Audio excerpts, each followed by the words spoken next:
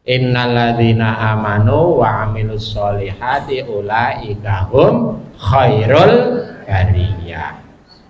Orang-orang yang beriman kepada Allah dan beramal soleh, dialah sebaik-baik bariyah, ciptaan Allah. Sebaik-baik ciptaan Allah. Walladzina kafaru min ahlil kitab wal musyrikina fi nari jahannama khalidina fiha ulaika hum syarrul bariyah. Allah menjelaskan, terserah monggo milih apa, mau milih khairul bariyah atau mau milih syarrul.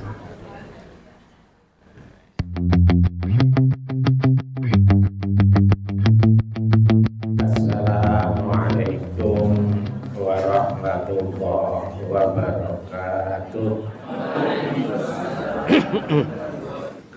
Alhamdulillahi hamdan katsiran kama amar.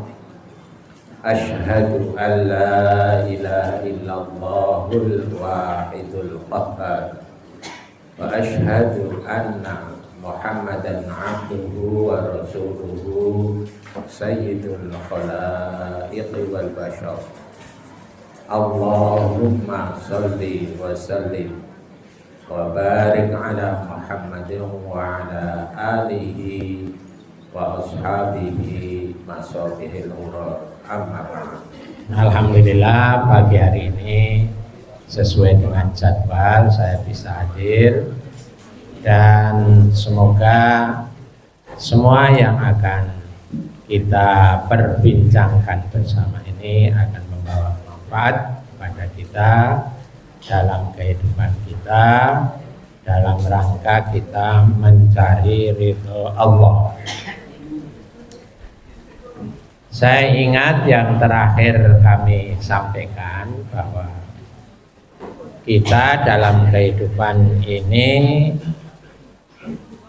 mempunyai tugas 3 hal.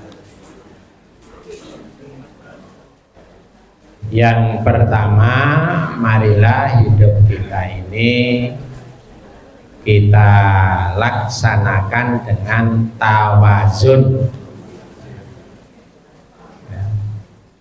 berkeseimbangan. Tawazun, berkeseimbangan. Lalu yang kedua, kita oleh Allah lahir dalam keadaan fitrah, dan kemudian dalam meniti kehidupan kita diberi hak al-hurriyah, kebebasan.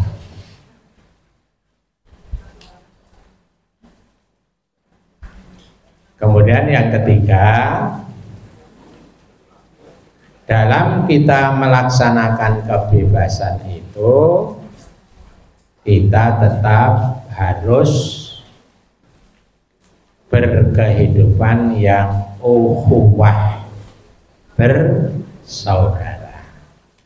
Saya ingat dulu yang saya terangkan baru masalah tawazun, ya. Hidup yang berkeseimbangan. Pertama, kita ulang karena sudah 38 yang lalu. Pertama, tawazun kita, keseimbangan kita dalam kehidupan adalah kehidupan pribadi, kepentingan pribadi, dan kehidupan bermasyarakat. Jadi kita harus seimbang. Saya mencuplek satu hadis yang di Suara Muhammadiyah terakhir kemarin ditulis. Hadis yang diriwayatkan oleh Imam Tabrani. Rasulullah bersabda, al-mu'minu ya'lafu wa yu'lifu seorang mukmin itu harus bisa ya'lafu, bisa menerima. Wa yu'lafu, dan bisa diterima. Jadi dalam kehidupan kita pribadi dan kemasyarakatan, maka kita harus bisa yu'lafu, bisa menerima.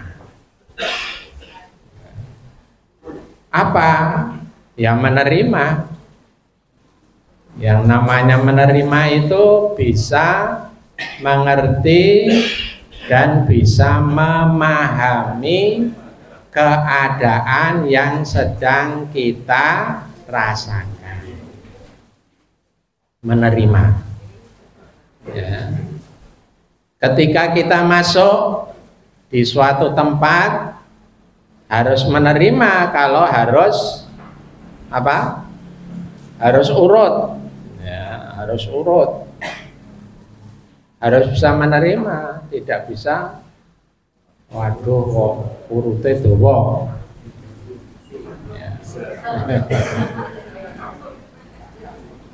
Saya pengalaman ketika suatu saat saya berobat di Sarjito, itu selesai pemeriksaan itu kira-kira jam 1 sudah selesai. Kemudian diberi surat untuk harus ke apotek. Mas, ketika saya nunul di apotek itu, nomor saya itu 321. Terus saya lihat di layar itu baru nomor 220. Jadi nunggu 120 nomor. Ya akhirnya jam 5 baru pulang. Ini yang berat ya. Ketika kita ya'lafu, bisa menerima apa yang sedang terjadi. Ya. Kemudian yang kedua, tidak hanya ya'lafu tapi yu'lifu, bisa diterima. Kita bisa menerima keadaan, tapi kita juga harus bisa diterima di komunitas atau hal-hal yang waktu itu kita bersamai. Kita harus bisa diterima. Maka ini perlu penyesuaian pikiran, logika, dan perasaan. Ya. Kita bisa menerima dengan logika, tapi yang paling penting menerima dengan perasaan itu. Yang sering sulit kan perasaan. Kok ngene yo, kok ora cocok karo ya, dugaan saya tadinya seperti ini, ternyata kok tidak seperti ini. Kemudian kita juga tidak membuat ulah supaya bisa diterima.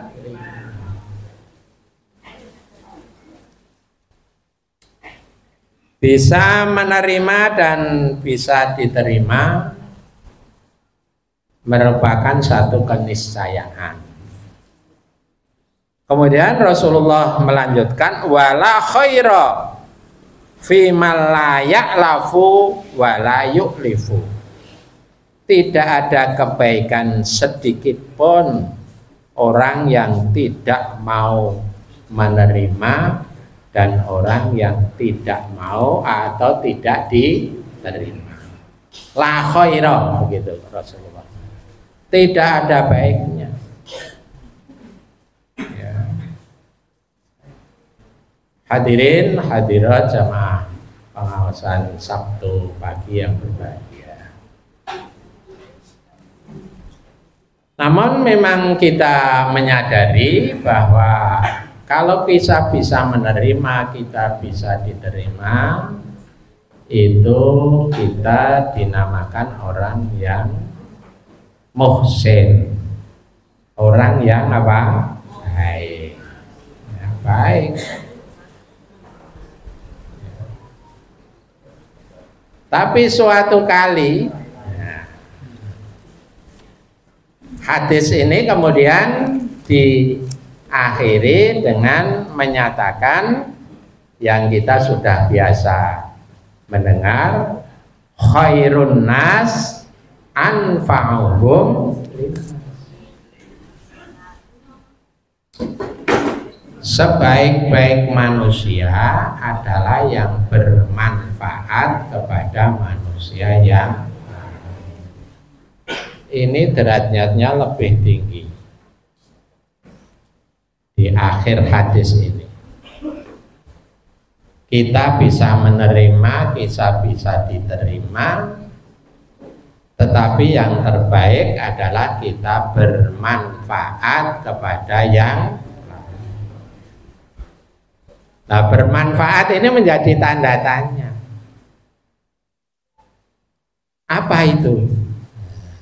Tanda tanyanya adalah apakah yang kita bisa menerima dan yang kita bisa diterima itu sesuai dengan aturan-aturan Allah. Nah, ini tantangan. Rasulullah Muhammad SAW 40 tahun di Mekah itu bisa menerima, bisa diterima. Karena beliau memang orang yang baik, sehingga diberi gelar Al-Amin, orang yang dipercaya. Mereka sangat hormat kepada Rasulullah ketika terjadi perselisihan tentang siapa yang meletakkan Hajar Aswad. Wah, itu terjadi perselisihan antara kabilah-kabilah di Mekah kan berselisih. Saya karena merasa yang bisa meletakkan Hajarul Aswad ini mulia. Maka terjadilah perselisihan, kemudian Muhammad waktu itu belum jadi nabi memberikan satu solusi. Dah, sekarang kita ngadakan sayembara saja. Siapa yang nanti masuk di dekat Ka'bah, waktu itu namanya belum Masjidil Haram, yang di dekat Ka'bah lebih dulu nanti malam, itulah yang akan mendapatkan kesempatan untuk meletakkan Hajar Aswad. Ternyata setelah sayembara itu disetujui, Rasulullah yang juara. Ya toh? Orang tidak ada yang tidak senang. Wah, kalau Muhammad nggak apa-apa, bagus. Nah, ini berarti Rasulullah itu diterima. Kemudian ketika upacara itu Rasulullah membentangkan sorbannya. Meskipun belum Islam, orang Arab itu sudah pakai sorban, ya. Karena memang itu pakaian adat di sana. Ya, kemudian sorban itu diletakkan di tanah, Hajar Aswadnya diletakkan semua. Kemudian masing-masing pemimpin kabilah disuruh mengangkat bersama-sama. Jadi semua merasakan mendapatkan kehormatan. Baru Rasulullah yang meletakkan ke tempat Hajar Aswad di pojok Ka'bah. Yang kita yang haji itu memulai ibadah apa? Tawaf. 40 tahun diterima. Tapi ketika Rasulullah bertahanus di Gua Hira dan mendapatkan wahyu Iqra bismi rabbikal ladzi khalaq khalaqal insana min 'alaq Iqra wa rabbukal akram alladzi 'allama bil qalam 'allamal insanu ma lam. Beliau kondur dari Gua Hira merasakan demam. Kemudian Rasulullah ya sambatnya kepada istrinya Khadijah, zammiluni, selimutilah aku, selimutilah. Maka ada ayat ya ayyuhal muzzammil, hei orang yang sedang berselimut, qum fa'anzir, tegakkanlah dan peringatkanlah. Nah ini mulai ketika Rasulullah sudah mendapatkan perintah qum, berdiri, fa'anzir, peringatkan manusia Mekah ini ya, untuk bertauhid, tidak menyembah arca-arca yang ada di sekeliling Ka'bah. Itu lebih dari 300. Yang terbesar ada Lata, Uzza, Manata, Hubal, ya toh. Mulai saat itu yang namanya khairun nas, anfa'uhum linnas terlihat. Rasulullah ingin meluruskan akidah orang-orang Arab di Mekah yang waktu itu namanya zaman jahiliyah. Maka mulailah ya kebencian terjadi. Mongko Rasulullah tetap muhsin, tetap orang baik. Tapi waktu itu karena harus berdakwah ya tidak yu'lafu, tidak bisa diterima. Karena memang mau maka memang kalau orang baik itu temannya banyak.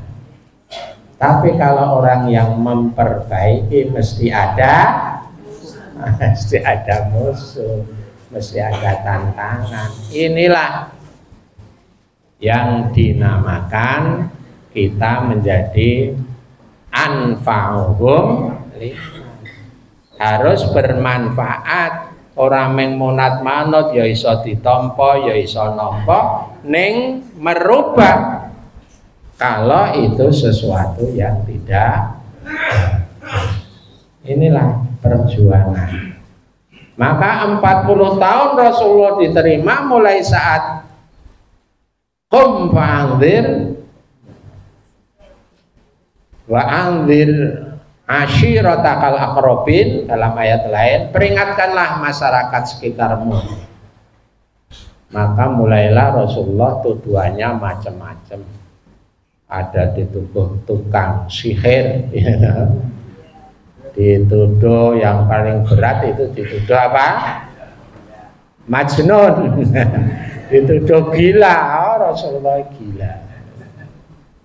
Ini ya. Maka memang hadis ini kita harus bisa diterima, kita harus menerima, tapi kita harus tidak mengmonat. Kalau ada sesuatu yang diluruskan ya diluruskan. Dan Allah memberikan pujian kepada orang yang meluruskan, itu hebat. Kalau yang diluruskan itu kok diamalkan oleh seseorang, maka selama seseorang itu mengamalkan apa yang kita luruskan, kita mendapat jariyah, ganjaran dari Allah. Sepele saja, misalnya panjenengan melihat ada orang takbiratul ihram kurang bagus, lalu deh takbir yang betul itu Allah, meluruskan. Lalu orang itu dengan nasihat panjenengan selalu kalau sholat ingat takbiratul ihram yang Allah Akbar. ketika orang itu takbiratul ihram Allahu Akbar, ini ganjarannya ngalir kepada panjenengan. Karena kelurusan yang panjenengan ajarkan kepada dia. Ini adalah penghargaan dari Allah. Tapi memang itu pasti ada yang senang, ada yang tidak. Oh, takbiratul ihram sak karepe rampung. Nah, ini misalnya sementara niat sholat. Ini misalnya. Jadi 40 tahun menerima dan diterima, tapi setelah mendapat wahyu Iqra, Rasulullah mendapat tantangan yang berat. Ya, ini ya, kita harus bisa menerima. Kemudian tawazun yang kedua itu saya ulangi di 38 yang lalu, tawazun kita harus berpikir tentang dunia dan akhirat. Kita harus bisa menyesuaikan antara dunia dan akhirat. Bagaimana dunia dan bagaimana akhirat, tidak terpisahkan. Kalau kita memisahkan berarti paham sekuler, memisahkan agama dan kehidupan, memisahkan dunia dan akhirat, tidak boleh. Bagaimanapun dunia yang kita kerjakan harus berkesesuaian dengan akhirat, harus, karena keduniaan dan keakhiratan tidak bisa dipisahkan. Wabtaghi fima ataqallah darul akhirah wala tansa nasibaka minat dunia wa ahsin kama ahsanallahu ilaik. Carilah kehidupan akhirat, tapi jangan melupakan kehidupan.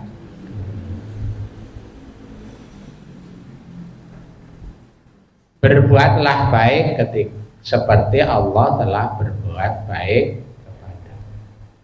Nah ini ya, ini yang sekarang memang mendapat tantangan, masalah dunia dan akhirat, masalah surga dan neraka. Surga dunia harus surga akhirat, jangan kayak untuk swarga dunia ya, neng akhirat tembuh. Nah ini tidak bisa begitu. Surga dunia dan surga akhirat. Dalam masalah kesulitan dunia, maka kita harus bisa menepis. Ya. Memang ada al khairu minallah, yang namanya kebaikan itu dari Allah. Wasyarru minasyaiton, yang namanya buruk itu dari baik itu dari Allah, buruk itu dari syaitan. Tapi kita harus meluruskan takdir.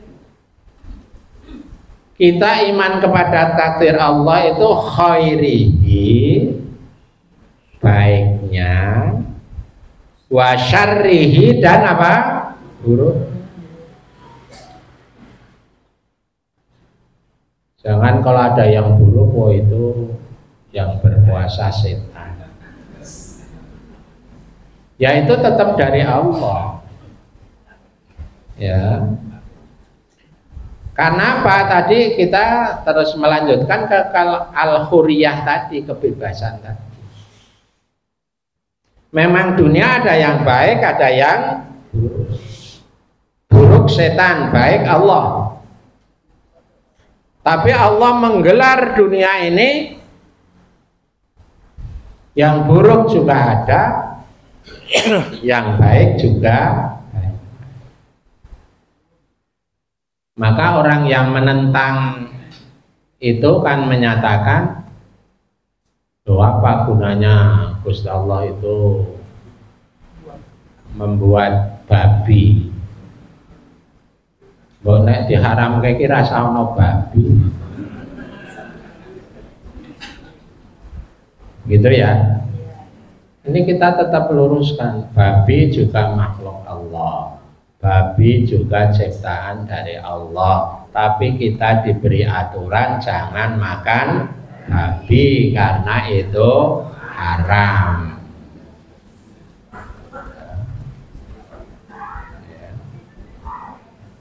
Di Jogja sekarang sudah ada panggang babi ya, babi panggang, bipang, ya toh, iya bipang, dilalai bangun we neng ngarep pengadilan agama Jogja di Timoho itu loh, sehingga ada alamat ya, kunjungilah bipang. Tempatnya di depan pengadilan agama. Bipang, babi panggang itu di dulu Jokowi ke Sleolida. Kalau datang ke Sarawak, bawalah oleh-oleh apa? Bipang. Wah, terus udah dikritik, wah kemana ini? Presiden Islam kok menyuruh membawa oleh-oleh bipang dari Sarawak. Bapak Ibu, jadi ini dunia. Ini dunia. Kita diberi hak hurriyah, bebas. Allah memang menggelar, ada baik, ada, dan kita disuruh memilih. Innalladzina amanu wa amilus solihati ulaika hum khairul bariyah. Orang-orang yang beriman kepada Allah dan beramal soleh, dialah sebaik-baik bariyah, ciptaan Allah. Sebaik-baik ciptaan Allah. Walladzina kafaru min ahlil kitab wal musyrikina fi nari jahannama khalidina fiha ulaika hum syarrul bariyah. Allah menjelaskan, terserah monggo milih apa, mau milih khairul bariyah atau mau milih syarrul.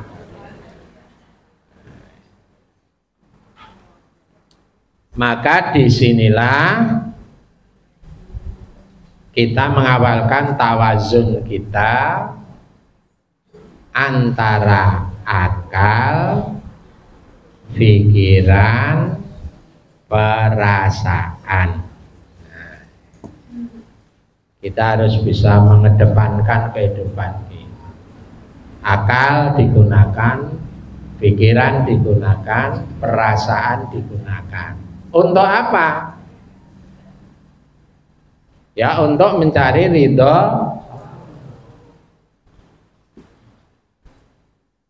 kenikmatan dunia. Silahkan kita menikmati, kita boleh menikmati, tapi akal, pikiran, perasaan kita yang akan menentukan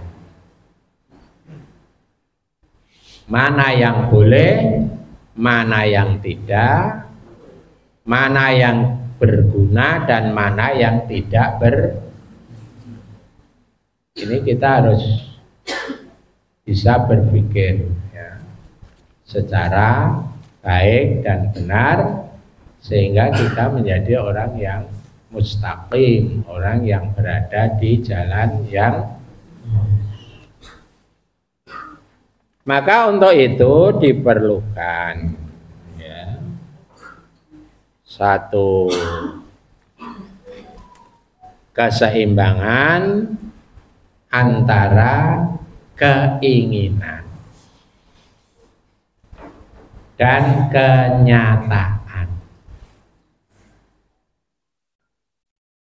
Kita ingin, tapi nyata kita bagaimana? Semua kita ingin kaya ya, ingin semuanya, ingin sukses, anak-anak sukses, problem sekolah bisa teratasi, anak-anak kita menjadi anak yang soleh, solehah, rezeki kita lancar, tidak sakit gitu. Sehat terus. Ini keinginan kita, tapi kenyataannya inilah yang harus kita perhitungkan. La yukallifullahu nafsan illa ma'ataha. Ada di surah At-Tolak. La yukallifullahu nafsan illa ma'ataha. Allah tidak membebani kita kecuali apa yang ataha, yang sudah diberikan kepada kita. Ya. Ataha. Kenyataan kita itu ataha itu. Ya. Maka ketika seseorang tidak bisa mengerjakan ibadah haji, ya sudahlah, enggak usah mangkel. Gusti Allah ki majib ke haji kok aku ora diparingi istitoah. Setelah saya istitoah ternyata nunggunya 35 tahun. Aduh, ya toh. Sudah umur 50 tahun, sudah bisa mempunyai uang 25 juta, kemudian mendaftarkan untuk mendapat porsi haji. Ning jebulane nang Yojo wis kudu nunggu 35. Waduh, 35 tahun kok adek mangkat apa isih urip aku ya. Ini ataha, kenyataannya begitu gimana? Ya, kenyataannya demikian. Maka disinilah bagaimana keinginan kita itu supaya tetap berkeinginan yang lurus sesuai dengan apa yang diberikan oleh Allah kepada kita. Kalau sudah memang kenyataannya ya begitu, ya kita haji itu manis tata'a ilaihi.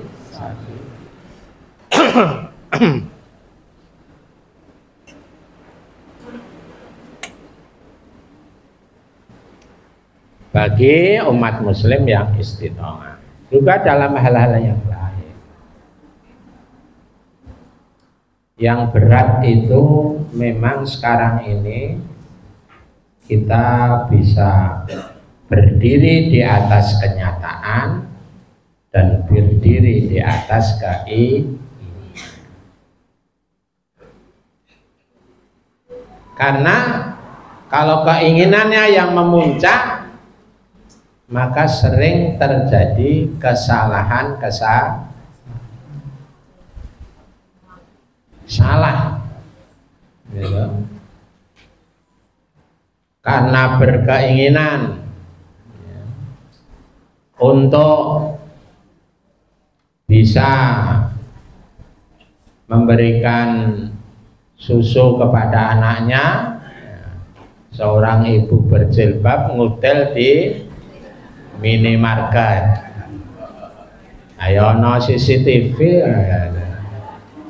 Telah dia apa? Ini anak saya. Nah, ini ini kenyataannya memang tidak punya uang, tapi anaknya minta susu. Gimana itu? Nah, kita tetap harus bertahan diri.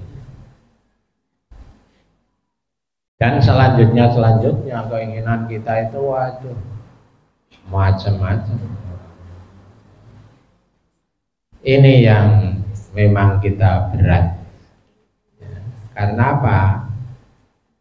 Karena disitulah kita akan bisa bertahan dengan godaan atau tidak. Wala tattabi'u khutuwatis syaitan. Kamu jangan ittiba, jangan manut pada khutuwatis syaitan, bisikan-bisikan, godaan-godaan setan untuk berbuat yang tidak bagus. Ya, ini khutuwat ini yang harus kita jaga. Karena apa? Karena inilah keteguhan kita dalam berdiri di atas kenyataan yang ada. Memang kalau kita melihat riwayat hidup, ada orang yang teguh dan bisa sukses. Tapi ada orang yang teguh tapi juga tidak sukses. Maka dalam hal ini kita ke al-hurriyah, kebebasan kita adalah kita diberi kebebasan untuk bercita-cita. Ya. Bercita-citalah kamu setinggi langit, tapi kamu harus tetap berpijak di bumi. Wanget dua ning ya lenggah ning bumi ini keadaannya bagai ini yang harus ketika sahabat Rasulullah Abdullah bin Ummi Maktum mendengar ayat Allah bahwa orang yang berjihad itu lebih baik, lebih utama daripada orang yang hanya duduk-duduk. Maka Rasulullah mendapatkan protes dari Abdullah bin Umar. Bagaimana Rasulullah? Saya ini ingin perang, tapi kenyataannya saya buta. Maka kemudian ayat Allah itu ditelesepi itu dengan kecuali orang-orang yang memang tidak mempunyai kekuatan, kesempatan untuk berjihad. Harus cita-cita Abdullah bin Ummi Maktum itu ya toh hebat. Tapi ketika harus berjihad ya tidak bisa karena kita ya harus bisa mengakui ya. Nah inilah cita-cita itu ya, yang harus kita kendalikan ya. Cita-cita ini harus kita kendalikan. Maka kepada kita, anak-anak kita, ini generasi Z atau generasi apa milenial, ini harus kita berikan satu kenyataan kita seperti ini dan keadaan yang harus dihadapi. Karena memang dunia sudah seperti ini, persaingannya sudah seperti ini. Jangan hanya cita-cita menjadi impian dan menjadi hayalan. Kenapa? Karena kalau cita-cita itu menjadi hayalan dan impian, itu kita termasuk orang yang apa? Orang yang tidak bisa menerima kenyataan takdir. Ini tidak bisa menerima kenyataan takdir Allah. Karena apa? Untuk itu dalam Al-Khuriyah maka ada 3 hal. Kita harus preventif. Preventif itu apa? Menjaga.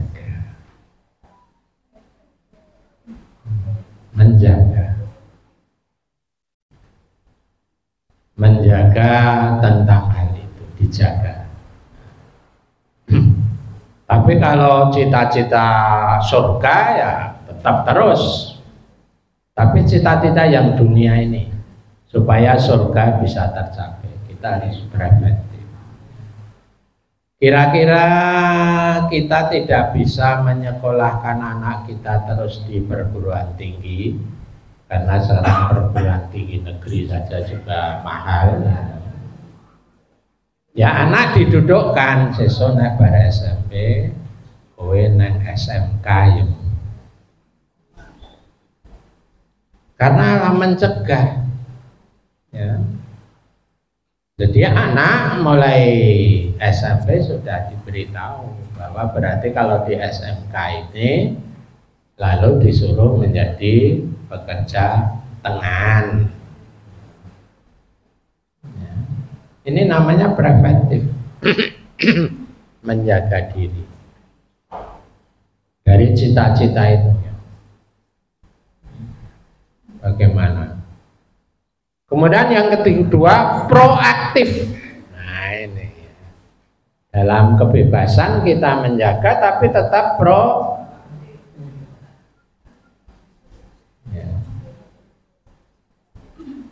proaktif.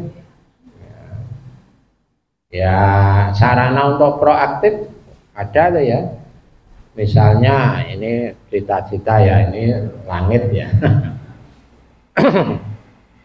Ingin anak kita menjadi mahasiswa kedokteran. Wah, ini ngelangut biayanya. Tapi proaktif ternyata ada kemarin pengumuman beasiswa untuk masuk fakultas apa? Kedokteran di UAD atau UNY. Ada pengumuman. Lah itu proaktif namanya, wis dicoba.